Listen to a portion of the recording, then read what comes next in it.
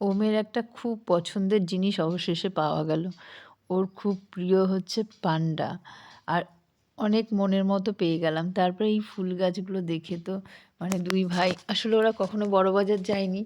এত কিছু জিনিস দেখতে পেয়ে খুব আনন্দ পাচ্ছে। আর ভাবছে যে অনেক টাকা যদি থাকতো তাহলে পুরো বাজারটাই কিনে নিতে পারত।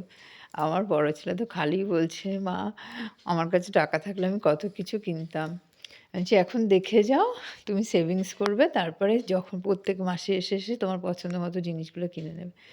মাঝে, মাঝে একটু ঘুরে শপিং করতেও কিন্তু বাচ্চাদের মনগুলো একদম ফ্রি হয়ে যায়।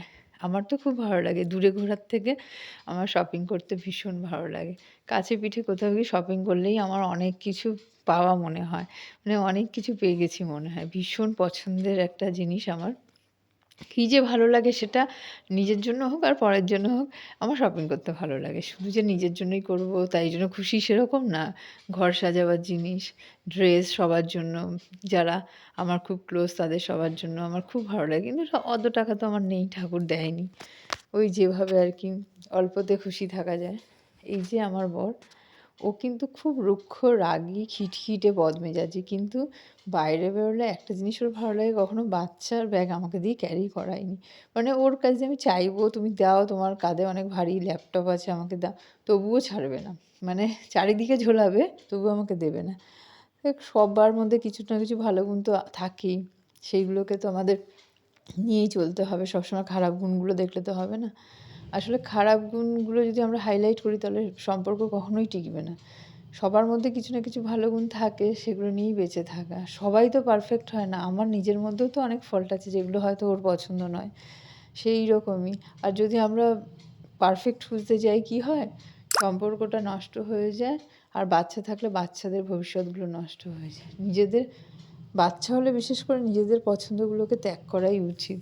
কেননা আমাদের জীবনটা অনেকটা চলে গেলে ওদের তো শুরু। ওরা যদি এরমভাবে মানুষ হয়, যেখানে আমরা নিজেরাই আমাদের বাচ্চাদের কত বকি, মারি, সহ্য করতে পারি না জ্বালাতনগুলো। সেখানে আমরা একবারও ভাবি না যে ওদের যখন ছেড়ে আমরা আলাদা হয়ে যাব, অন্য মানুষ ওদের সঙ্গে কিরম ট্রিট করবে। ওদেরকে খেতে দেবে ঠিকমতো? না শুতে দেবে? না বসিয়ে, বসিয়ে খাওয়াবে, যত্ন করবে, স্নান করাবে? এগুলো আমরা কখনো ভেবে দেখি? দেখি না। ভাবি খালি নিজের জীবনটা শেষ হয়ে গেল এই মানুষটার সঙ্গে পড়ে, ওই মানুষটার সঙ্গে পড়ে। এরম ভেবে তখন ডিভোর্স হয়ে যায়, আলাদা হয়ে যায়। কিন্তু বাচ্চাদের যে ইমোশনালি কতটা ওরা ডিসব্যালেন্স হয়ে যায় একবারও কেউ ভেবেছে? আমি কিন্তু খুব কষ্ট পাই যারা আলাদা হয়ে যায়। আমি অনেক কিছু সহ্য করেছি, অনেক কষ্ট সহ্য করেছি যেটা আমি ডিজার্ভই করি না।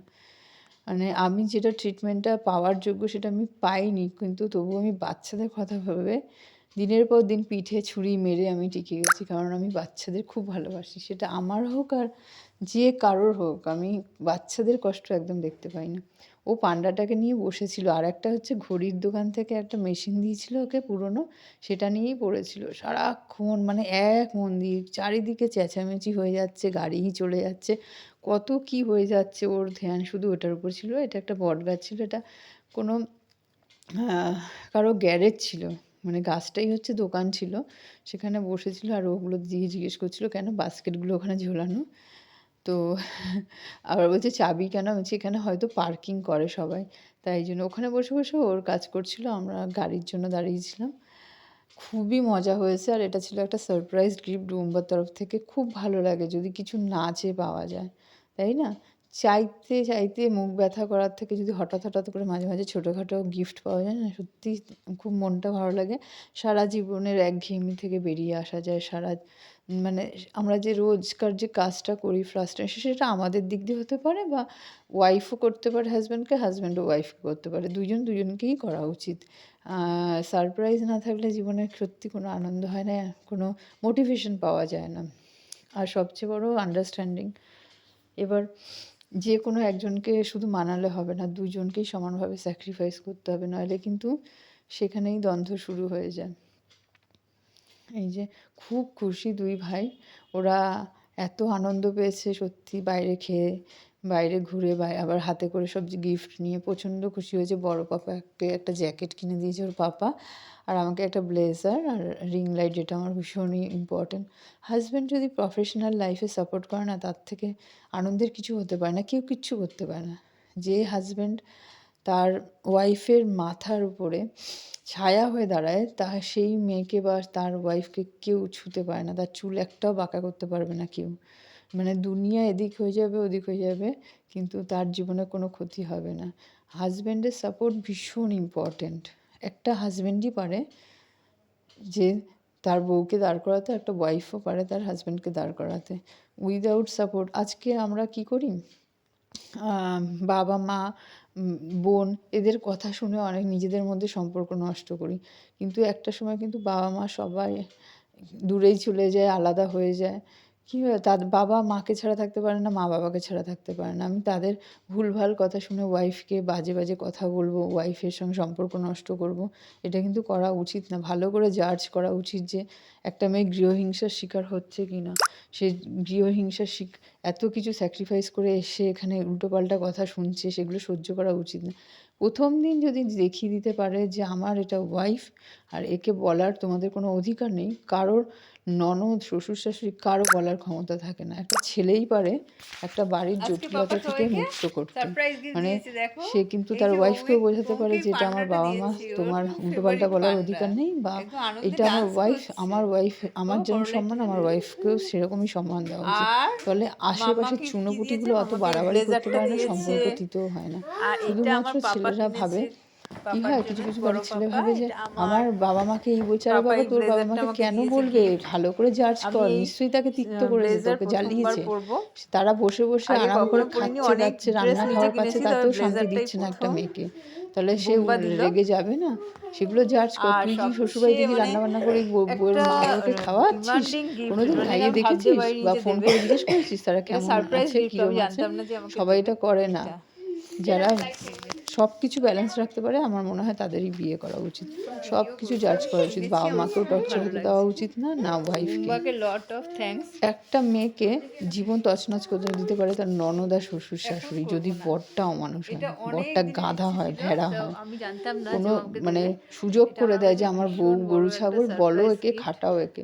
কিন্তু যদি সে প্রথম দিন থেকে বলতে পারে না আমার যেরকম সম্মান আমার ওয়াইফেরও সেরকম সম্মান পাওয়া উচিত, তাহলে কোনো বান্দরনির সাহস হয় না তাকে চোখ তুলে তাকানো তার দিকে। এটা করা উচিত প্রত্যেকটা ছেলে। আমার দিনের পর দিন একজনের প্রতি অন্যায় হবে, এটা কখনোই উচিত না, সেটা শ্বশুর শাশুড়ি হোক বা বউ হোক। সেটা বেশি বউকে ক্ষিপ্ত করে দেয়।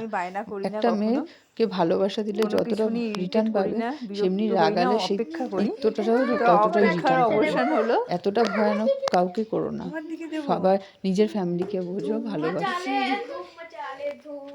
ওর একটা পান্ডা ওর দাদা ফেলে দিয়েছে উপর থেকে, ছাদ থেকে, আর সেটা আনতে পারেনি। ওরকম বলতে নেই, ও এত কেঁদেছে, ওটা নিয়ে ও ঘুমাতো, আর আজকে এটা পেয়ে খুব খুশি। আর আমার বড় পাপা কি কিনেছে, ও বড় পাপার জ্যাকেট কই, দেখাও জ্যাকেটটা, পাপা দিয়েছে বলে কথা। আর বড় পাপার আরেকটা গিফট আছে, জ্যাকেট। এটা একটা খুব সুন্দর জ্যাকেট কিনেছে পাপা, ব্লু কালারের। ব্লু তো এটা,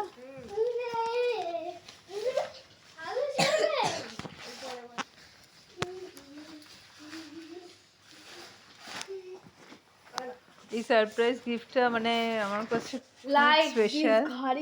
এই ঘড়িটাও খুব পছন্দ হয়েছে, আর এটা বড় পাপার জন্য কিনেছে ওর পাপা।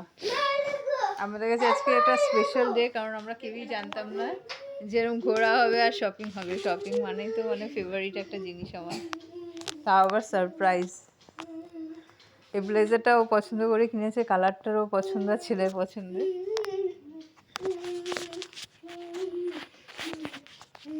এই ওয়াচটা পছন্দ করে দিয়েছে, আর এটা বড় পাপার। আমার পাগলাকে দেখো কি খুশি পান্ডা পেয়ে।